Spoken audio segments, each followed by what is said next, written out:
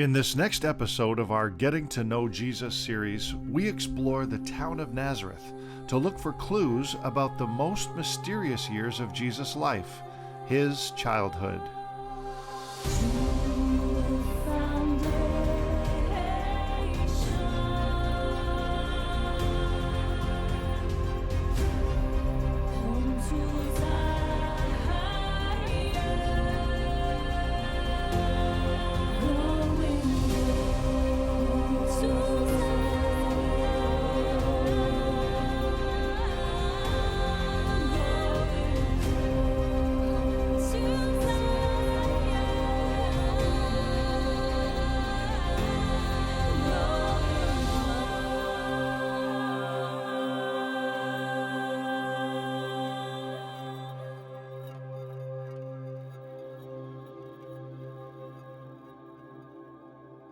This is Israel. In the Bible, it is called the Promised Land. That's because this land was promised to Israel's patriarchs, Abraham, Isaac, and Jacob, whose descendants are the Jewish people today. But what's surprising to so many is that Jesus himself was Jewish, and the land God promised Israel was also his homeland. So, in my opinion, this is the best place on earth to really get to know him better. The Bible doesn't say too much about the first 30 years of Jesus' life. That's why I met up with archaeologist and tour guide Danny the Digger Herman and asked him to take me to Nazareth, the town where Jesus grew up, so that we could learn more about his childhood and search for archaeological clues of the most mysterious years of Jesus' life. Well, Danny, we're here in the city, the modern city of Nazareth.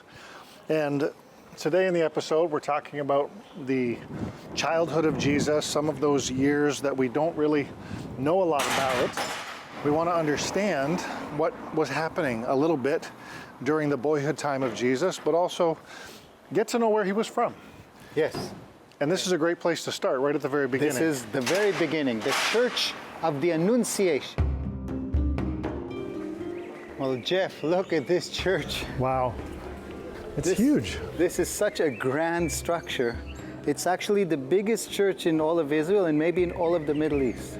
Wow. And it's a grand scale because of the grand event, which is presented there in the images of the facade. The young woman up on the right corner is kind of puzzled when she sees a winged person holding lily flowers, a symbol of purity and virginity. What is going on here? Beneath it reads in Latin, Angelus Domini nuntavit Maria, the angel of the Lord in his visit to Mary. Right. And the result of this visit is written above the doorway. Verbum caro factum es. The word became flesh and inhabitavit in nobis. This grand church is the fourth church over a first century layer of a house that is said to be the home of Mary. But more than being the home of Mary, it claims to be the very house right in the middle of the church where the angel appeared to her and the divine event occurred. Jesus is conceived. We understand that Nazareth is traditionally the place that Joseph and Mary were from, but what about what's underneath here? Exactly. Can we identify it? The tradition that this is the location where that event took place is centuries old. But what does archaeology have to say? Exactly, yeah. Let's check it out. Okay. We walked into the enormous Church of the Annunciation, built over layer after layer of the churches that marked this special location throughout history. And we began to search for clues that a Jewish family might have really lived here in the first century. All right, well, we're inside now. This is the church that was built over top. Yeah, it has quite an unusual design. Yeah, sure The does. interior has the cement exposed. It was apparently a trend at the time of its construction. Okay. But you know what's really interesting? This might be a first century ritual bath. Oh, wow. So I don't know if Mary lived here because I don't have a doormat, welcome to my house, Mary, but I can say with certainty Jews did live here in the time of Jesus. Okay. And the claim is that this cave is the house, the room, where the angel appeared to Mary. Hic verbum caro factum est. This is where the Word became flesh. That's the very spot. Wow. As we explored the church built over the home of Mary, I knew we were getting close to the house where Jesus likely grew up. And sure enough, we found it. Okay, well, Danny, where are we now? This place is called St. Joseph's Church, but Okay. the church is really above our heads. And it's right next door to the Church of the Annunciation, where we just were. Exactly. So it's assuming that Joseph was a neighbor, and once Mary is pregnant, the whole village hears of this. The last thing that you want to do is marry an unmarried pregnant woman. But an angel appears to Joseph and tells him it's all part of a divine plan. Right. So he takes her, he marries her, and this is therefore his house, which becomes the house of the Holy Family. Okay. And archaeologically, what we have here, and we did go all the way down to bedrock. Right. We have here, again, a ritual bath. Okay. Plastered step pool. Jews lived here. Yes. And beneath us, there's actually a big cave with silos, meaning that they kept grains. They were peasants. Storage place. And there's a cistern right there, meaning this is how they got their water. And there's a trough next to it, suggesting there was livestock. Okay. So maybe by this text, Joseph is a tekton, whether it's a carpenter or craftsman. Archaeologically, we didn't find evidence of this, but we did find evidence of Jews, peasants, living here in the time of Jesus. Okay. So connecting this whole story then to the boyhood of Jesus, we have evidence here of a first century home. Of Jews. Of Jews. Virtual bath, no welcome mat, as you say. It doesn't say, Joseph was here or Mary was here, but we do know that they came back and settled in this area. And and the circumstantial evidence suggests this is the place. Mm-hmm. And furthermore, around the corner, there's another site which is suggested to be the synagogue. The synagogue where Jesus would join the reading of the Torah, get his education. Want to see that? Absolutely. Let's go. Let's go. Don't go away. When we come back, we'll hear what the experts have to say about growing up in first century Nazareth, and we'll search for Jesus' local synagogue and school.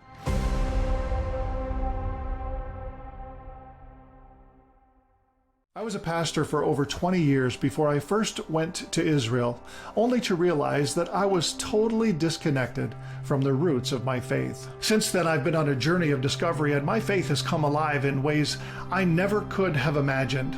I'm Jeff Euters, Executive Director of First Century Foundations, and I'm excited to invite you to explore the land of the Bible and to discover your part in a Bible story that isn't over yet. First Century Foundations exists to reconnect Christians to the foundations of Christianity. And we do this by creating Bible-based media focused on Israel. But we don't just reconnect you to Israel in the Bible. We help you participate in what God is doing in Israel today by connecting you to over 70 ministries in Israel who desperately need our support. Will you partner with us? Together, we'll explore Israel's biblical past while playing our role in Israel's bright future.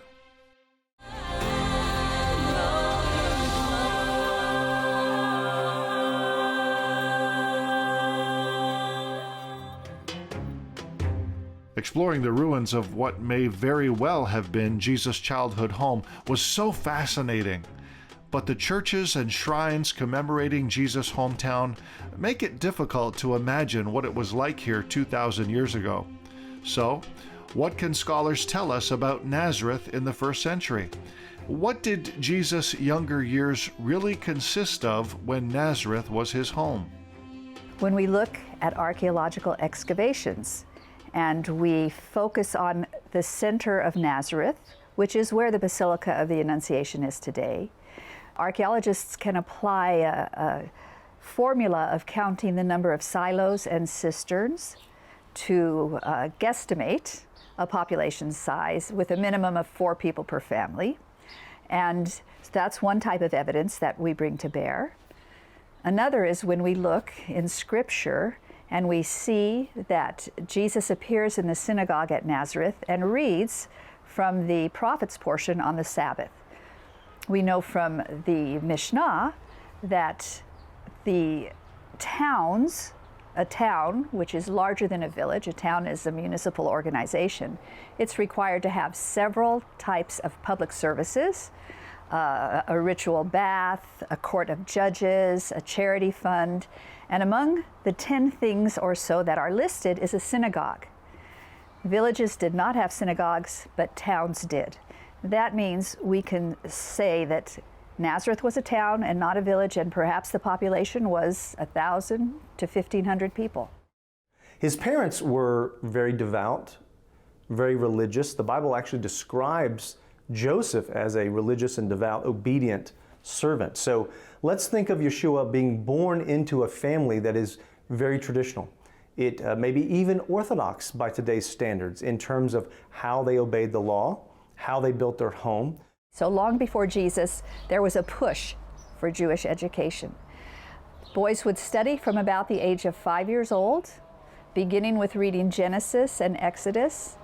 They reserved Leviticus for an older age because it's a very complex text, but they would begin with Genesis and Exodus, Psalms, etc. And they would study, a boy would study until he reached the age of 12 or 13, early adolescence, at which point he would be taken out of school and work to learn the trade. That would be his future career. So farming, if you're a builder like Jesus, really becoming expert at the craft. So we understand that his family dynamic, like we mentioned, was very religious, very devout and traditional. We know that when it was time for his mother's purification, again, very obedient to the Torah. So Joseph and Miriam, they go to the temple for all of the right purification rituals on the right day. Then we fast forward a little bit. He's growing in more wisdom and stature, but the next time we really see him, he's back in the temple again. What's he doing there? Well, he has access to the Levite and the priest at the time. So what would give a 12-year-old boy access to the Levites and the priests inside the temple? Well, the prevailing theory is that he was going through his bar mitzvah. He was going through the traditional rite of passage for a young Jewish boy who has studied the scriptures. Now, he had a little head start from everybody else, as you can imagine, the author of all the scriptures. But he went to a traditional bar mitzvah, and that's why he would have been given access to the temple. So if we just want to look at very few verses we have about his childhood, we know his parents, that means the environment he grew up in. We know his parents followed the ritualistic purifications, so we know that they were back to the temple when they needed to be. Then he was apparently connecting at the bar mitzvah age, back in the temple, having access to the Levites and the priests. So at that point, you're going to see all of the intersections of things like obedience to Torah, devout family, temple interaction as well. So that leads us to believe this is the environment he grew up in, one that was very connected to the Torah. When Jesus, Mary, and Joseph go up to Passover at Jerusalem, and he's 12 years old, around the age of a bar mitzvah, moving from childhood into young adulthood, he does not return with his parents. They come looking for him, and they find him at the Temple Mount, talking to the teachers of the law. This is a moment of decision on their part and on his part. Jesus, at this moment, understands that he has a destiny, a calling, to be somehow involved in the understanding of his father being God. And he expects Mary and Joseph to also have that same recognition. She says to him, "Why did you do this to us? How could you not come with us? We were panicked. Were you well?" He says, "Don't you understand? I have to be in my Father's, and there's no now. I have to be in my Father's house, we put, my Father's affairs. No, I have to be in the milieu of my Father. I have a destiny here." At the same time that this is happening, the teachers of the law are so impressed by this young man, by his questions and his answers, and they see the tremendous potential that he has. He would be the kind of child who could, rather than becoming a builder working with stone, he could become a rabbi. He could become a student of one of the great rabbis. Remember, Saul of Tarsus, who became Paul, was a student of Rabbi Gamaliel. So this is a moment. His parents could leave him there in Jerusalem. He could sign up for one of the academies and become a great rabbi. But they say no. They say, you know, darling, you're a wonderful child and we really see your potential, but we're entrusted with your upbringing and you need to come back to Nazareth with us. In my time over the years, having the privilege to interact with Orthodox Jews in various ways, one of the things that I have noticed that stands out is the passion of the parents for educating the children. It pervades Jewish society. And in fact, it's worked. How could they have retained their culture for thousands of years without this passion to educate their children? There was a command from God to do it. He said, you need to teach your children these things. When you're walking on the way, you teach your children. And education was a continual thing. It was a mindset that was put in to the heart of the people. Now, not everybody followed it. It would be like any nation, but it was enough to keep that going. And we see this passion now still present in the people. In fact, today, as I understand it, there are more yeshivas. There's more schools of studying the Bible from the Jewish people. More schools are present right now at this time in history than ever before in the history of the Jewish people. There are thousands of schools in Israel simply for the training and teaching of the Word of God. Don't go away. When we come back, Danny and I search for Nazareth's first century synagogue and the school Jesus attended as a child. Then I meet up with Sandy Shoshani to hear about how her incredible organization is saving children's lives in Israel today. First Century Foundations is committed to helping those in Israel who are most in need. And this is possible because of people like you. Your donations are supporting the most vulnerable in the land, especially aging Holocaust survivors. By providing them with food and medication and spending quality time with them, First Century Foundations with our partner ministries are making a real difference in the lives of people who have experienced so much suffering. People like us who lost everything and live with the pain, to have people that help us a little bit, we're very grateful. Call or write today and receive our bi-monthly newsletter, including the Israel Prayer Watch, to help you pray for all the ministries we support in Israel. Partner with us for just $30 a month or more, and your generous donations can make a difference in Israel today.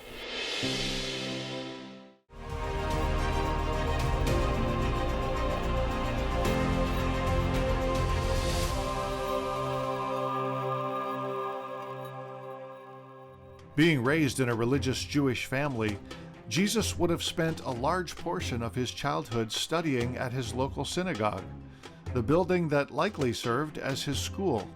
So Danny and I walked the streets of Nazareth in search of it. So Jeff, the house of Mary is just behind us, and the spring ahead, we are halfway in between where the old city of Nazareth is here today. Okay. It's probably on top of the first century Nazareth.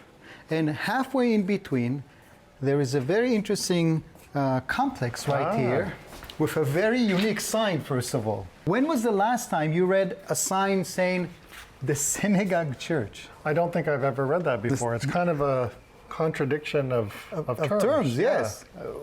What are you, a synagogue or a church? Yes. Make up your mind. It used to be a synagogue in the days of Jesus, or so says the tradition, and recognized as such, it was adopted by Christianity and became a synagogue church. Okay. I like get that. it now. Now, All right. the question is, what does archaeology have to say about this tradition? Because actually, we know by now what first century synagogues can look like, right? Right. Magdala. In Yes. Magdala, they actually found two by now. Right. There's one in Masada found in the 70s, and they're pretty much of the same shape. They're almost square and with benches around the center. Right. So this one says this is an ancient synagogue. But what does archaeology show? Let's have a look. Yes, this is like a holy place. You have pilgrim groups coming here and reading from the Gospels and contemplating the events Jesus has witnessed here. Right. But as an archaeologist, I must say, if you look at the ceiling, it's like a vaulted, pointed arch. That cannot be from the Roman period. Okay. Roman arches were full round, not pointed. Got it. This is more common to the time of the Crusaders, and the whole building looks like it's from the time of the Crusaders. Okay, so is it? So I hate to spoil the party. Now, there is an element like that big stone, which may have been originally used as a doorway. It's like in secondary use now as part of the arch. I see it with the double lines across the bottom. Okay, and when exactly, and when I first studied this site as a student, I had my reservations on, come on, this can really be the synagogue? It doesn't look anything like a synagogue of the first century. But then my eyes were laid on what many people miss right next to the entry. Okay. Let's have a closer look at this. You have here two columns. Okay. Now, one of them is quite generic, made out of local stone. It could be really from any period. But this one on the left caught my attention, and especially when I noticed that it's got this change of the decoration, of the way it's carved at the middle, or about a third of it. Right. And this looked familiar to me. I said, I have to check it out. So I took a photo and sent it to a friend of mine who has a PhD in Herodian architecture. Okay. It hit me that maybe I've seen it in one of Herod's palaces. So I sent that photo to her, and her reply shocked me. She said, Danny, this looks like it's early Roman. And I didn't tell her where it's coming from or what my speculation is. Just pure analysis of the column leads me and other scholars, now I share this wisdom with others, that this could be from a public building of the 1st or 2nd century in Nazareth. Now, there's only one public building that would have columns, the synagogue. Exactly. So maybe the synagogue really was here. If not in this building, then around here, and this somehow ended up being placed here just to decorate the entrance. Yeah. Without the people bringing it here even being aware of this. Amazing. And so what you're saying is that it's extremely possible that a synagogue was somewhere around here. Maybe not right in this building, but very possible that this column could have come from there. In the center of the village of ancient Nazareth, which also makes sense, that the synagogue will be in the central location. Absolutely. I was thinking about this, and we know from the scripture, the New Testament, it tells us that Jesus grew in wisdom, in stature, and in favor with God and man. And so there's this reference to his growth. Not only, we believe, physical growth, but also the idea of wisdom. That he would have, like any Jewish boy, grown up being educated in the synagogue, reading the Torah, and learning about all these things. And we read later in the text, when Jesus is involved in his ministry, that he says things all the time like, it is written, man shall not live by bread alone, when he's addressing Satan in the wilderness. It is written, it is written. How does he know these things unless he's educated as a Jewish boy growing up? So it all happened either here or near, but in this area. I like that. Yeah. Here or near. Well, listen, Danny, thank you so much for bringing us here. We've learned a lot today, and we shall continue. Amen.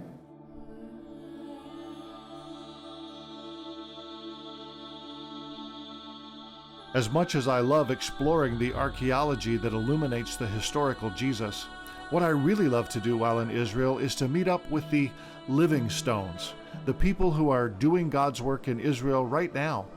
That's why I put my adventures on pause, to connect with an organization supported by first century foundations that is saving children's lives in Israel today. I am here with Sandy Shoshani at Be'ad Hayim in Jerusalem, and this is a wonderful ministry that helps to promote life in Israel. Sandy, tell us a little bit more about what Be'ad Hayim is all about. Be'ad Hayim simply means Israel pro-life, and our goal is to protect the mother and the child from the pain of abortion and the loss of a child. We want to be able to help her to bring life, and it's such a privilege. I mean, as I stand here holding one of the new babies who's a twin, I'm just so thrilled that we have the privilege to help women. And today, we really want to tell you one very special story of a mom who came and was helped, and it's just beautiful. You're going to absolutely love hearing what we're about to share. We're sitting here now with Mother Sally, and her twin boys who are just 3 weeks old. She's had a cesarean section because she had some health issues, but she's willing and happy to be here and share her story with us. הייתי במצב מאוד קשה. I was in a really difficult situation. הייתי בעיות עם בעלי. I had a lot of problems with my husband. נפרדתי ממנו הרבה זמן, שנים. I had been separated from him for years. אז לא היה לי כאילו תקווה בחיים. באמת, רציתי לעשות הבלה בהתחלה. I felt utterly hopeless, and I had to decide to have an abortion of these twins because I was totally alone. שלחו אותי לנפש אחת בישראל, אז היא הכירה אותי, כאילו לבוא לפה. They sent me to another non-profit that helps with women who are suffering psychologically, and they counseled me and they sent me here for help. They encouraged me that Ba'ad Chaim would be here to help me. כאילו, אתם איתי, מה אני אגיד לך? אתה נותן לי עגלה, מיטות, היה לי הכל תקווה, באמת, התחלתי מחדש, כאילו. Since then, you've helped me in every possible way. You've given me 2 baby beds. You've given me a gorgeous stroller for my twins. I feel like you've given me new hope, like you've stood with me and been with me the whole way.